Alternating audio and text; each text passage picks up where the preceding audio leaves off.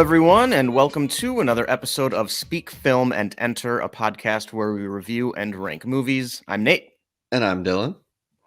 And I should have changed that a bit at the beginning because today we are reviewing the first season of a Netflix series called The Midnight Club from the horror master himself, Mike Flanagan, who we are big fans of here at Speak, Film, and Enter.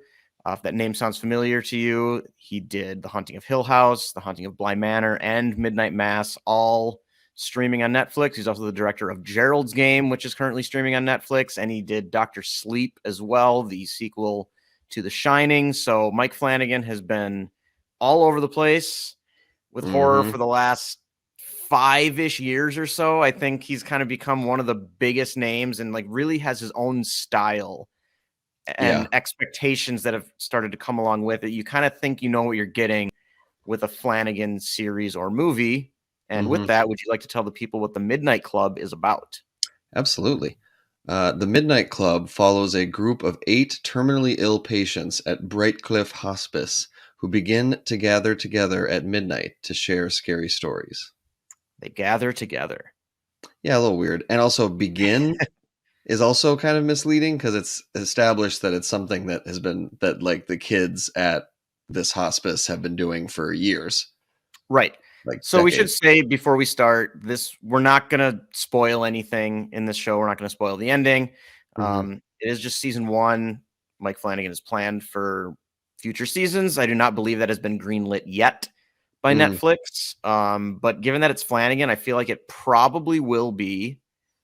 But this has also been a little less popular with audiences than specifically Hill House and Midnight Mass were. This has a 56% audience score on Rotten Tomatoes, which I have to admit really surprised me. Yeah. After I saw that, it seems like it's kind of been very 50-50 on how people feel about this. So, I mean, why do you think that is really? I mean, we can get into all this without spoiling anything. Yeah. And I guess I was just going to say, we want to do this episode, not necessarily to spoil it, but more just, it's still October, still a little bit of time. And like, if you thought about watching it, didn't know if it was worth it, this is kind of the episode for you. And also Mike Flanagan in general. We love him. I think that it's been getting lower ratings because it feels like maybe the target demographic is a little younger than like Midnight Mass. I think there's a lot of differences between this and Midnight Mass, and I think that people were going in hoping to get more of like the Midnight Mass like feel. Like I would also say that this show isn't as just like outright scary as Midnight Mass is either. So I just think if you're someone who maybe the only Mike Flanagan is like Haunting of Hill House and Midnight Mass, and you're like, oh man, like here we go again, like a great, classic, like very kind of adult, like wow, like legitimately scary show. And then you get kind of a softer, it's about teenagers. They are all terminal, so it's a lot of deep conversations about like death, and it's more heartfelt, and the scares are not quite as intense for most of it. At least I didn't feel that way. So I think that's what it is. I think it's just a little bit of maybe expectations versus what they got. Yeah, I'd agree with that. I think expecting something like Hill House or Midnight Mass, that's not what you're going to get. Also, this just, even though it is Flanagan, it feels a lot younger at times. I think that's part of it too, where the show kind of, I don't think is super consistent in kind of what age is going to like this part of the show most. Where it almost feels like Mike Flanagan's version of like Nickelodeon's Are You Afraid of the Dark? Yeah. Where you get this really great concept of terminally ill teenagers telling ghost stories in the middle of the night. And I can't remember if this was in your synopsis or not, but this isn't really a spoiler. That they gather together? Yes, that they gather together. But that they also have an agreement that whichever one of them dies first will attempt to contact the rest of them from beyond the grave. That's something you learn in like the first episode. And I think personally for me, that makes it far more interesting to hear that additional step. And and I think with the way we get the ghost stories, it can feel a little bit like an anthology series a bit. And I think that also is throwing people off, maybe because they tell these stories and they tell at least one per episode. And you watch the story play out. Like, you're not watching them tell it. They're narrating, but you're watching it play out. And I thought it was really cool that they used the same actors to I play like that different, like, too. really great role for an actor where you get to play in like 5 different characters in the same show. Yeah. And I think from like a pacing perspective, like how sometimes that can feel longer maybe than you want in that particular moment, because it can make the main present day story feel like it's dragging a little bit. At least it did for me at times. I think kind of combination of that and what you mentioned with just expectations from other Mike Flanagan properties, just not quite matching that. But I thought this would do better, or be received better than it has, just given the success and popularity of things like Stranger Things. But that's also more actiony and kind of scarier, and it's more fast paced. So yeah, I mean, I think that does a pretty good job of covering maybe why it's throwing some people off. But I think we can get into what we like about the show. It's a show that generally I can say I liked. I didn't like it as much as Hill House or Midnight Mass, but that's an incredibly high bar to clear. And my Yeah. expectations weren't that high for that. I just wanted it to be a show that I enjoyed more than an average show. And I think it reaches those levels for me for sure, while not quite reaching the level of greatness, because I do kind of agree with some of those things where the pacing can feel a little bit off. I think this would have benefited a lot from having like 2 fewer episodes. Yeah, I could see that. I think 10, it started to feel a little stretched, but I think 8, if you could tighten that up a little bit, I think it would have felt like it moved a little bit better. But mostly for me, I just really like the kids for the most part and the relationships that they build with each other over the course of the season. Yeah, I thought that the character work was really well done for each of the kids. We got a lot of great, they go through their tribulations, we get a peek into their past. You know, when it's their turn to tell a story or their story, it's obvious that they're drawing on their own life in some way for inspiration. So it's kind of a Yes. way to kind of get to know them. Um and that's why the story sequences were like, I felt like were such a double-edged sword, where it was like on the one hand I found them fascinating and I got to learn more about the characters, but to your point earlier, like sometimes it felt like the mood of the story didn't fit with what was going on in the real world, or and it kind of took me out of it. Like the example that I can think of is there's one of the guys tells a story that's very like sci-fi, and it's very like time travel and all this stuff, and I liked that. But then it was like, all right, back to Briarcliff, and it's like it was just kind of jarring. It was like, oh, okay, like we kind of got way out there, and now we're Yeah, and back. sometimes it kind of, while letting you learn a lot more about that particular character, it can kind of distract from the plot of what's going on with the kids in the hospice. And yeah, so I think the balance for that wasn't always there, but I'm glad you brought that up about how we learn about those characters through those stories, because I think that's why those work. They're not Yeah. just random stories that are supposed to scare the audience that these kids are telling. Like, you can see exactly what these kids are going through the stories that they're telling to their friends. And it's really like that particular part of the show is such a tribute to like the power and importance of storytelling, Yeah. where they're trying to tell their friends what's happening to them and what they're going through and what they've already been through. And for a lot of them, the best way to do that is to make themselves the main character with a different name and some other story, and tell a story about that other kid, while it's clear to the audience that it's just about them. And to varying degrees, it's clear to some of their friends that it's about them as well. Yeah. And I think that's why those stories work just as a plot device, because they are about those characters. And one thing that, because Adam's not here, I will throw in a little tidbit, because All right. Yeah, he for couldn't sure. make it and he's the tidbit guy. This is based on a book by Christopher Pike, which in the 90s, I think you sort of graduated from like Goosebumps to Christopher Pike books, kind of that next step. You're not like 8 or 9 anymore. Now you're like 12 and you want to read some spooky stuff. Yeah. So Midnight Club was one of his books. He wrote a lot of other short books and like short stories, I believe. And so for the show, the stories that the kids are telling are different Christopher Pike books. So that was a way for them to get kind of like a lot of his different stories into just one show, which I thought was really cool. Interesting. That is interesting. Yeah, I did not know that. Yeah, I also, I felt like they had a good thing going with the Briarcliff itself and just kind of that location and spooky. It has a past with cults and Yep. excuse me, other things. And then there's a great sequence where they discover even that there's another secret room, and like that was great.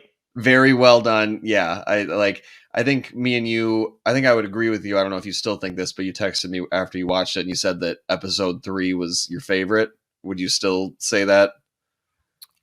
Because I can't even remember exactly what was that when like Dusty tells the first part of his story. Yeah, and then that was one of my favorites. And then it has a really great cliffhanger ending. Yep.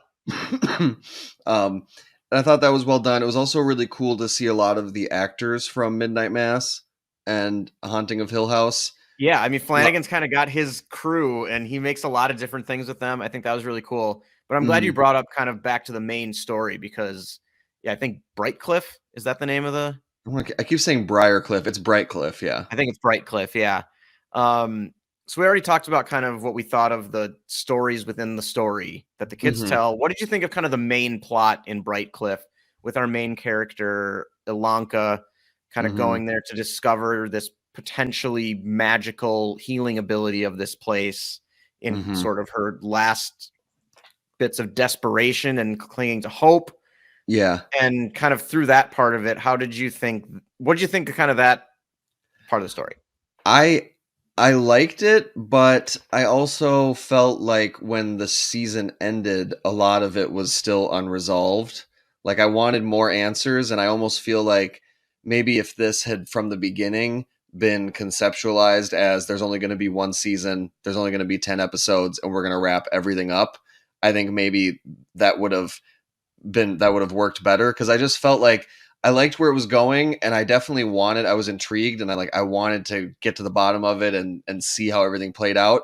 But then it felt like the last episode, a lot of that stuff was still just not, I still didn't know, which was a little disappointing. Yeah, I totally agree. And I think I generally agree with that, although we don't know how much more of the story is left to tell. So in that sense, I don't know if they could have jammed all that into 10 episodes. But as far as the main plot went, that felt a little underwhelming with how much information we were given. And then there's kind of a subplot with some actress Samantha Sloyan, who played kind of one of the evil people in Midnight Mass. The hyper religious. Yeah. So she's back in here as Shasta. Yeah, Shasta. That felt to me like something where it was one of those things that I think just felt obvious from like episode 2 where that story was going, and then the story just kind of pretends for a long time like it's not obvious. Yeah. And those kinds of things can bother me a little bit, because that's the only time where I ever feel like a show is like, or a book or thing is like wasting its time. Yeah. When it's kind of so clear what's going to happen here, like we don't need to spend like 4 more hours with this character before it's revealed, when we just kind of know where it's going. So I think that was a little bit of a weak point as well. But really, I just like everything within Brightcliff and with the characters, with familiar Flanagan themes of just grief and trauma and guilt explored through traditional horror tropes.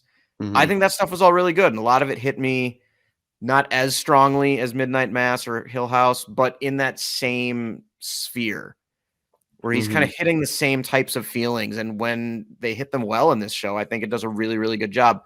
Although I do think I spotted an anachronism in this show that I'm not 100% sure, but I think I'm right. I think it takes place in 1995. Is that correct? Yeah. And so, yeah, there's a scene where they sing Green Day's Time of Your Life, which does not come out until 1997, which not a huge deal. And it's appropriate for the scene that it's in. It fits Yeah. very, very well. Mhm. Also, this is the 25th anniversary of that song, like this month, I think. Okay, interesting.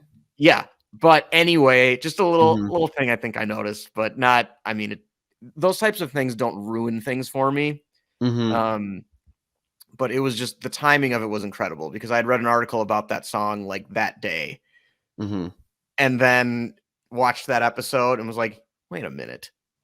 That's not right. Yeah, no, I get that. I was also kind of to circle back to your point about, the Samantha Sloyan character. It's almost, now that I think about it, I felt like the adult characters were not as well written as the kid characters. For sure. Like you have Samantha Sloyan, we kind of said what her problem was. Then you have Zach Gilford, who was the basically main character of Midnight Mass, or one of them. And he plays, a guy who's just very nice and wholesome. And I kept waiting for that to turn. And I was so convinced, like when we first met him, I'm like, oh, there's something under there. And then at least at this point, it's still just like, no, he's just literally just really nice and wholesome. It's like, okay. Like, yeah, I'm more forgiving for his character, at least, because he's never presented as like kind of one of the main characters. Yeah, he's just around. Right. But that's where with Samantha Sloyan's character, I just kind of felt like we spend a lot of time here. Yeah. And I knew from like 3 minutes into her first scene where this was going. Yeah. But yeah, I felt like the kid characters are really well written and well acted and very compelling. But then like the adults at Briarcliff feel maybe as not as bright. At Brightcliff aren't as fleshed out. But at the same time, I, like you mentioned, I really had a good time watching this. I think it's a good show. I enjoyed myself, and maybe, you mentioned we mentioned how it's compared to Midnight Mass or Haunting of Hill House, but at least for more context, I was also, I rewatched Over the Garden Wall, which we love. I was finishing House of the Dragon, and I was finishing The Rings of Power. So this show had a lot of like high-end competition. Yeah. So like maybe why I'm thinking, oh, good, not great. Maybe if I had watched it at a different time when there wasn't all this other stuff, maybe I'd be like, no, this is actually really great. And I had a good time. And I don't want to focus on the negatives, but it's hard to talk about a lot of the positives while also not giving away any spoilers, because it's more like specific moments that I would want to bring up. But no, I thought, and like I said, horror wise, it's not as intense, but still a lot of genuinely good jump scares, good creepy stuff, and just the aesthetic of this old big manor, basically.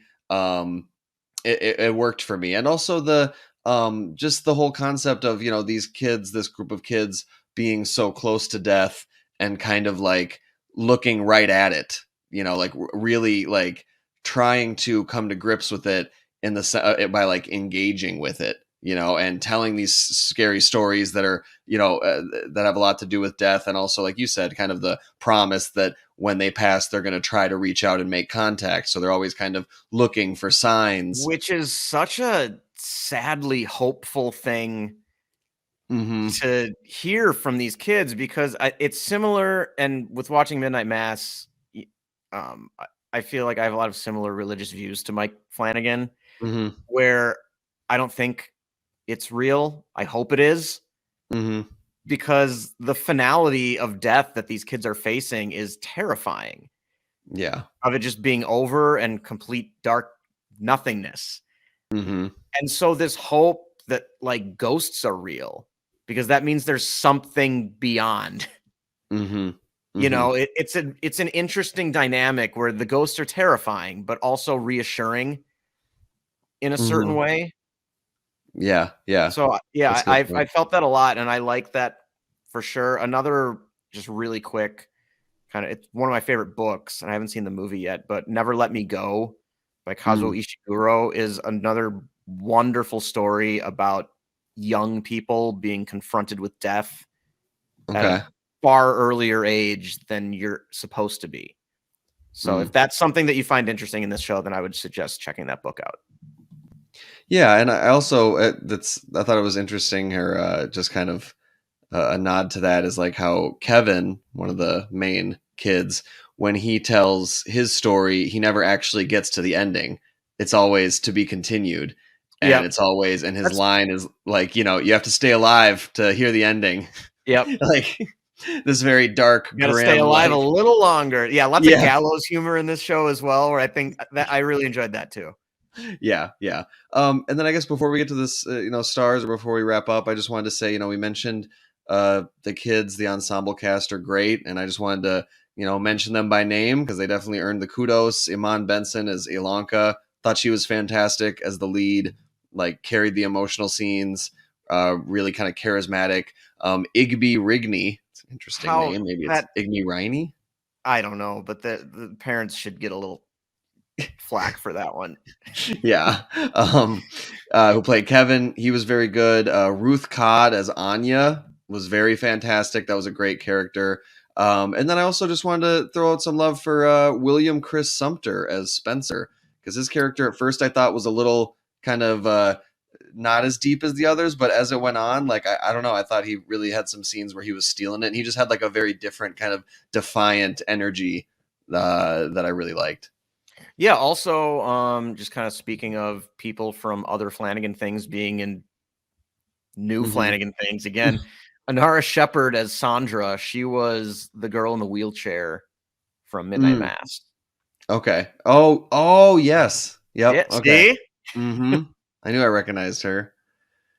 Interesting. Yeah, and then there's a bunch of other ones that pop up. Also, Igby Rigney, I'm gonna say that until I'm told it's something else, was also in Midnight Mass as Warren Flynn. So I think he was the younger brother Okay. of the main character.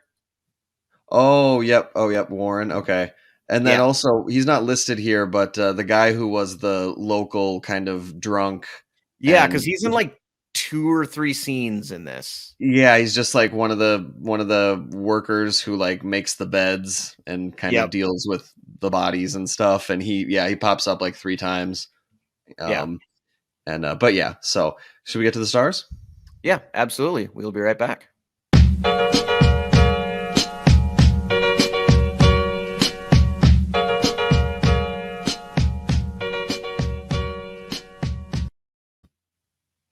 Okay, we are back and ready to give our star ratings. I will go first. Okay. I'm going to give this 3.5 stars. I really enjoyed this. It's got some issues with pacing and kind of, we get a lot of different stories, and sometimes I felt myself wanting to be in a different one of the stories than where I was. And that can be a little frustrating, but I just connected to these kids a lot. And I think the heart of the story and the themes that Flanagan's exploring here, I think that's done really well. And I overall really enjoyed the show, and I really hope it's back for season 2. Yep, I'll go next, and sorry to Mike Flanagan, but no suspense. 3.5 for me as well. Yeah, I thought this was very good. Honestly, this was definitely going to be. I was going to give this 4 stars until the last 10 minutes of the final episode, when I realized how much of it wasn't getting wrapped up. Exactly, I thought it was a miniseries until the last scene of the last episode, and then I was like, well, this isn't over. Yeah. So I might have watched it differently, because that was kind of where I felt like, okay, we need to get going, because how are they going to end this? Well, the answer is they weren't trying to. Yeah.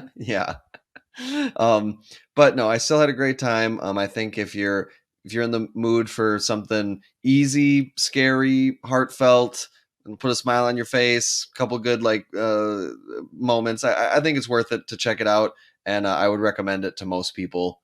Just with the with the disclaimer that it's not as dark and intense as some Midnight Mass and Haunting of Hill House moments. Yeah, absolutely true. I think that's probably a good thing for people to be aware of. Yeah. All right, and I believe it's your turn to put a wrap on the show. It is my turn. All right, take it away. While you're at it, ask him why he always takes the kids while the drunks walk away with scratches.